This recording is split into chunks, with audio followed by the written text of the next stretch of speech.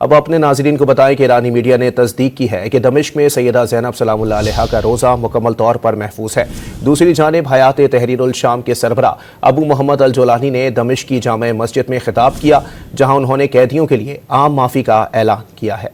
اب اپنے ناظرین کو بتائیں کہ ایرانی میڈیا نے تصدیق کی ہے کہ دمشق میں سیدہ زینب سلام اللہ علیہا کا روزہ مکمل طور پر محفوظ ہے۔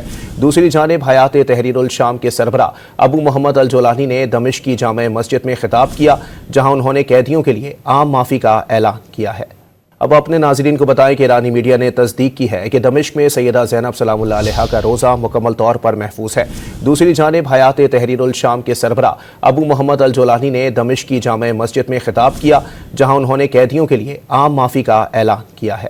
اب اپنے ناظرین کو بتائیں کہ ایرانی میڈیا نے تصدیق کی ہے کہ دمشق میں سیدہ زینب سلام اللہ علیہا کا روزہ مکمل طور پر محفوظ ہے۔